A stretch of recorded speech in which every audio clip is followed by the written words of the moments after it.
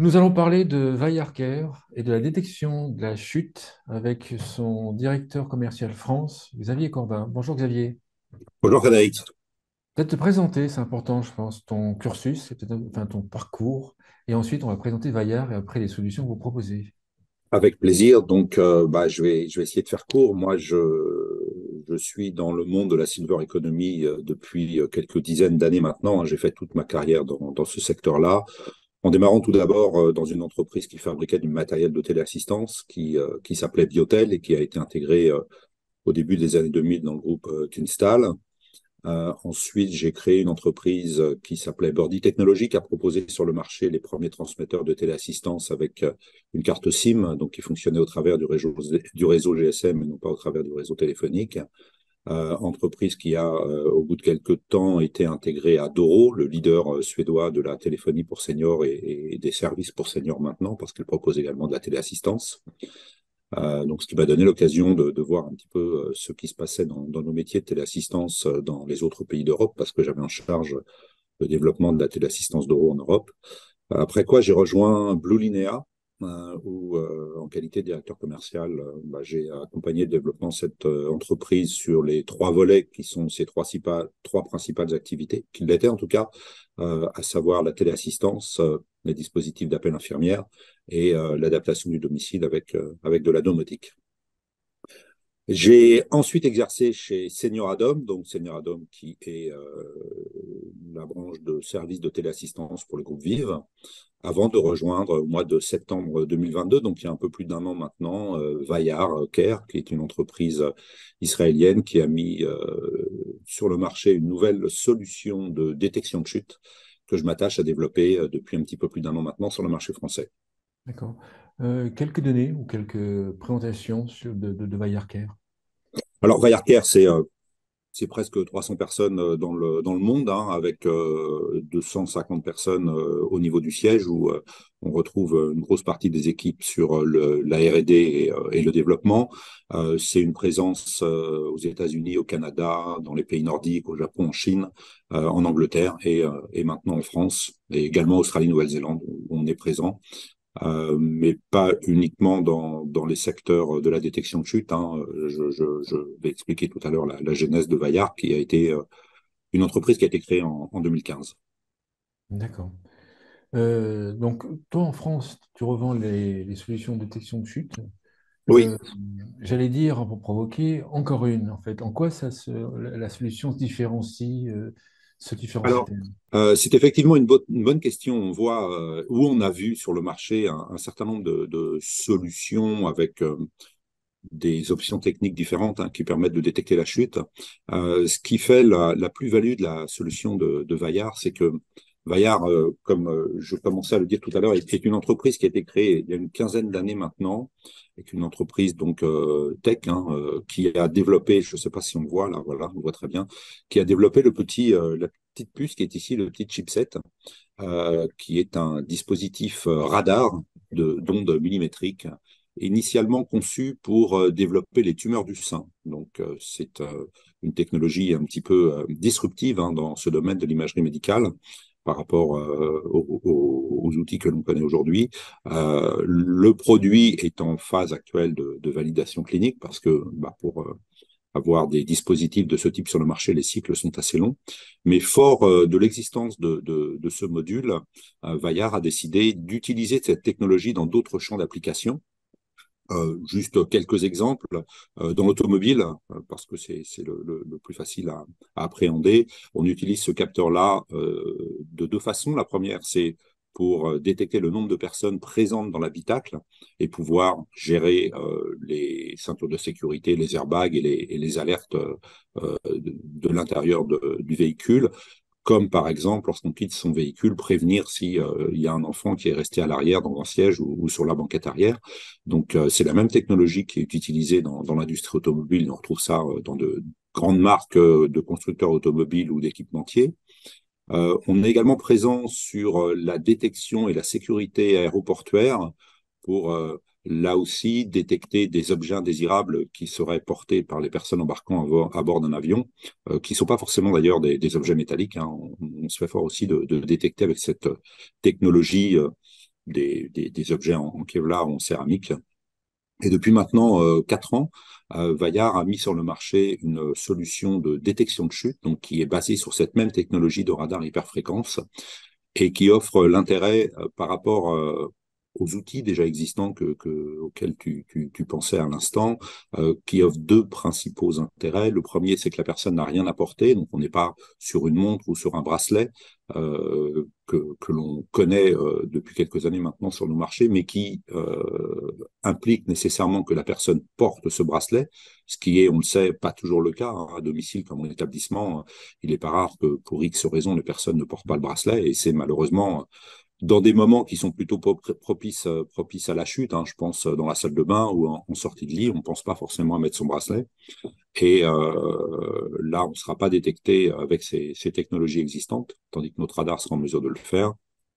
Et également, les dispositifs que l'on a vu apparaître depuis quelques années qui sont à base d'imagerie, donc qui impliquent l'installation d'une caméra ou d'un dispositif optique dans la pièce, qui ont un autre inconvénient pour les occupants de la pièce, que ce soit à domicile ou en établissement, qui est de préserver sa dignité, préserver son intimité, sa vie privée.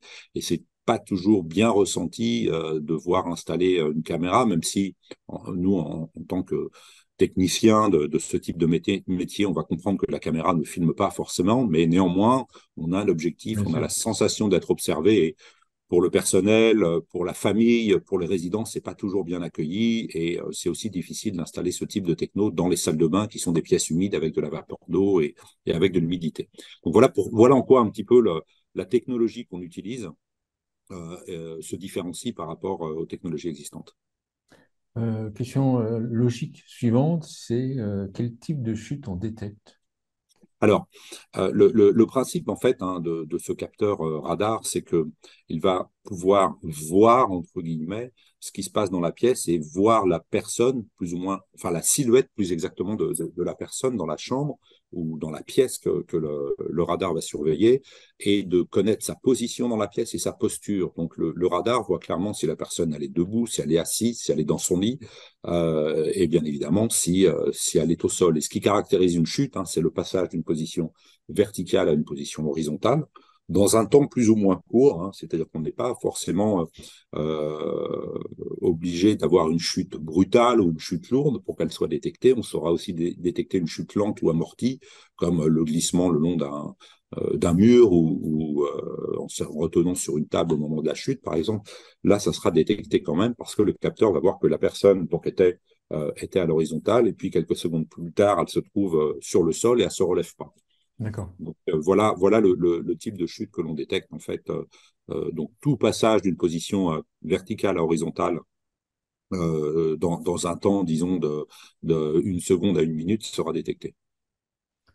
Les clients de ce système-là, on imagine bien sûr les téléassisteurs, mais il n'y a pas que les téléassisteurs.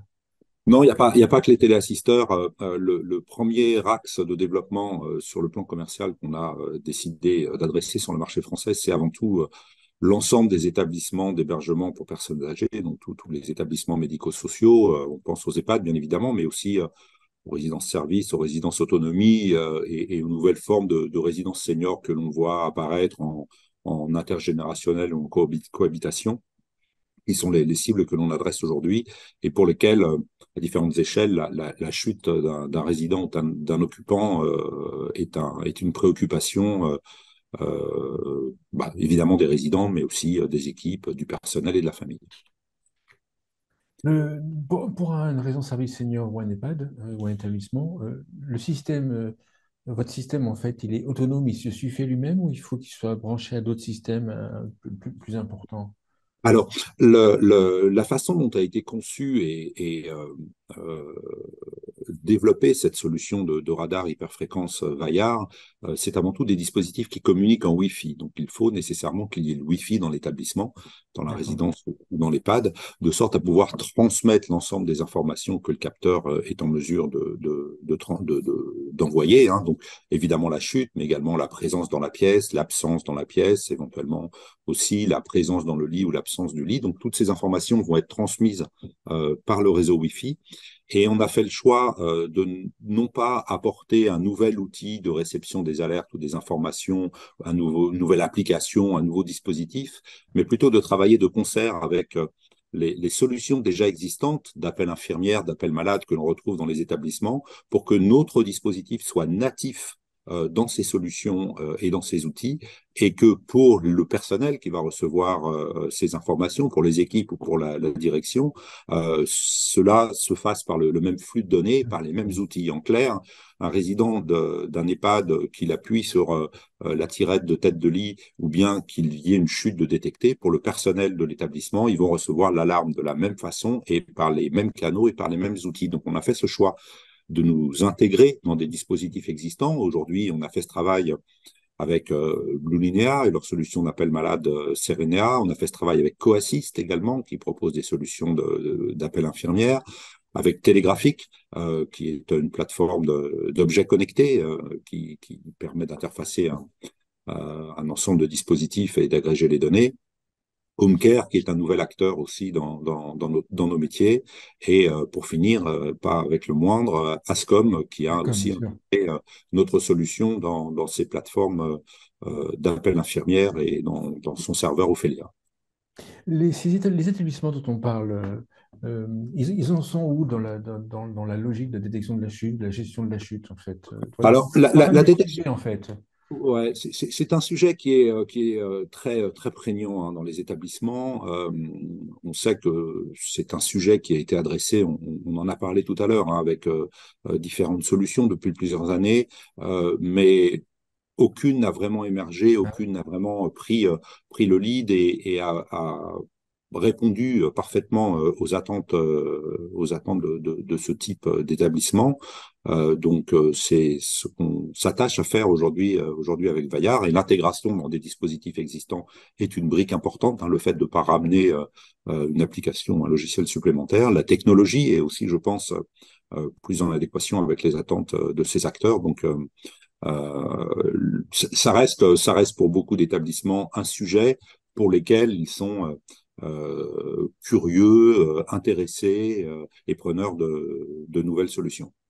Mais ils en sont à savoir faire la différence entre les différents systèmes.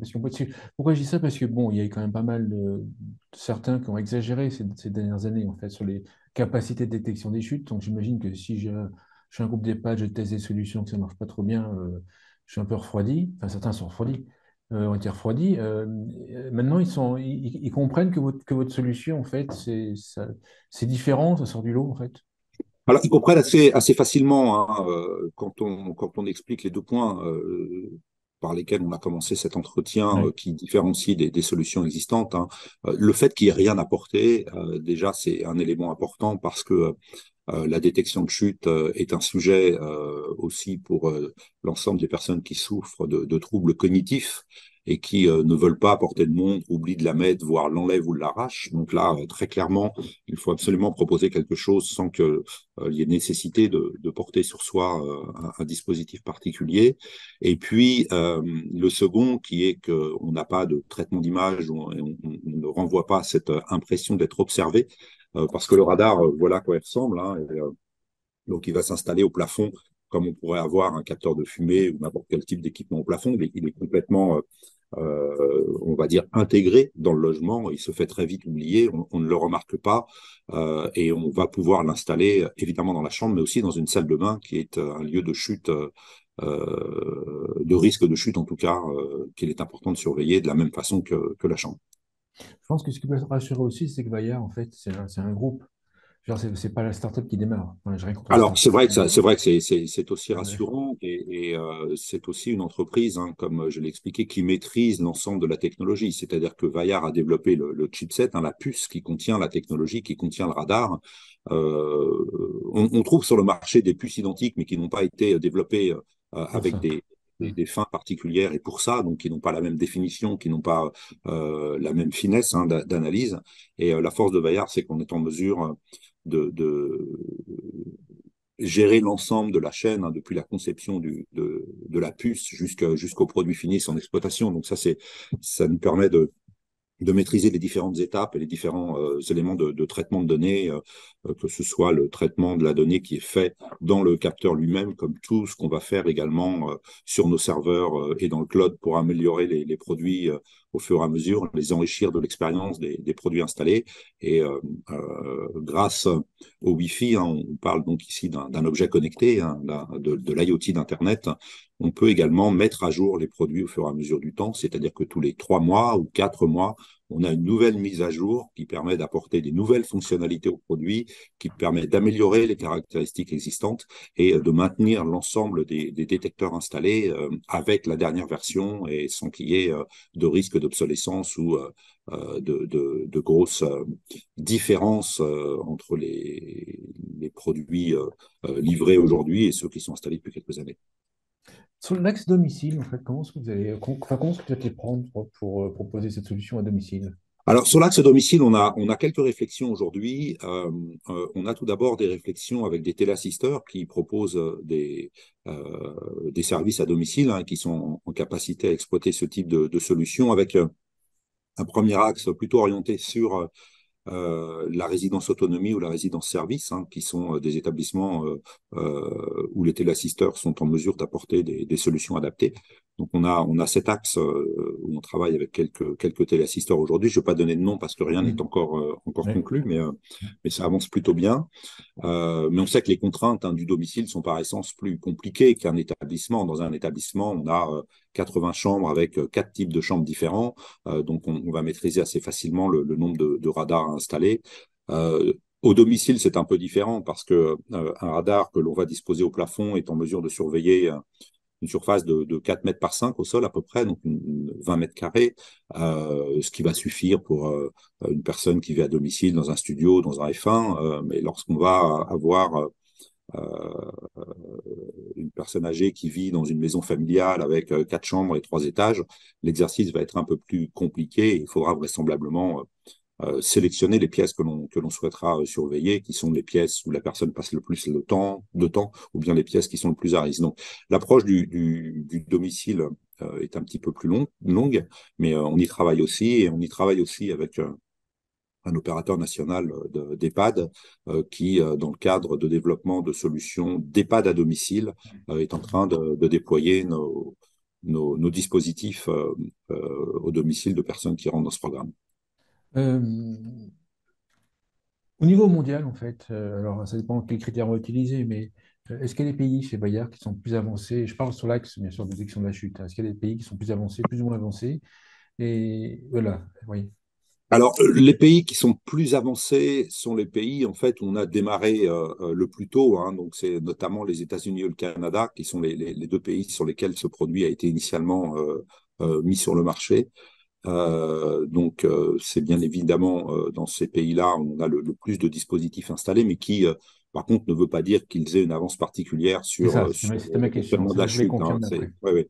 Mais c'est pas une Euh, spécificité locale, c'est que vous avez commencé là-bas en premier. Voilà, c'est ça. C'est plus parce que c'est la région qu'on a adressée en premier. Euh, mais ce sujet est international, c'est-à-dire que quand on en parle, que ce soit aux États-Unis, en Nouvelle-Zélande, en Chine ou en Scandinavie, le sujet de la détection de chute, hein, reste quelque chose qui est préoccupant parce que évidemment, on peut aussi rentrer dans des cadres de prévention, mais ce qui est important, c'est quand une chute vient à se produire, on la détecte le plus rapidement possible pour pouvoir intervenir au plus tôt et éviter ces longues minutes ou heures d'attente au sol qui ont des impacts autant dramatiques que ces durées sont longues sur la santé, sur l'espérance de vie, sur l'état psychologique de la personne. Donc tout ça est vraiment très important et c'est une raison pour laquelle c'est une préoccupation que l'on rencontre dans tous les pays, dans toutes les cultures. Aux USA, au Canada, vous avez la même logique de développement? C'est d'abord les établissements et ensuite le domicile ou c'est différent? Alors, ça a été un petit peu différent. Sur les États-Unis, on a aussi eu des partenaires très actifs sur le domicile. Donc, il y a un gros développement sur le domicile qui s'est fait aux États-Unis, avec là aussi des plateformes d'écoute et d'assistance, hein, qui reçoivent les informations. Donc, ça s'est beaucoup développé sur le domicile aux États-Unis. Et en parallèle, ça se développe bien évidemment dans les établissements aussi. D'accord. Un point que vous voulez rajouter ou une conclusion à l'émission? Eh bien, une conclusion, c'est que, comme tu l'as entendu, hein, moi je suis dans ce secteur depuis un certain nombre Hmm. d'années, avec une formation initiale technique, hein, donc j'ai toujours attaché beaucoup d'importance aux produits et à l'innovation. Et j'ai tout au long de ces années, bien évidemment, suivi d'assez près ce qui pouvait se passer dans le monde de la détection de chute, hein, sur les solutions qu'on connaît bien en France ou ailleurs. Et j'ai vraiment été séduit par cette technologie nouvelle, hein, de radar qui permet de détecter les chutes et qui me semble très prometteuse. En conclusion, bah, j'invite toutes les personnes qui sont intéressées à rentrer en contact avec moi pour que je leur explique plus en détail comment fonctionne notre produit, comment il peut répondre à leurs préoccupations, que ce soit des acteurs du domicile, que ce soit des acteurs des établissements médico-sociaux ou autres opérateurs d'objets connectés. Super, merci, merci Xavier Corbin. Je rappelle que tu es directeur commercial France de Maillard Care. Merci beaucoup. Merci Frédéric.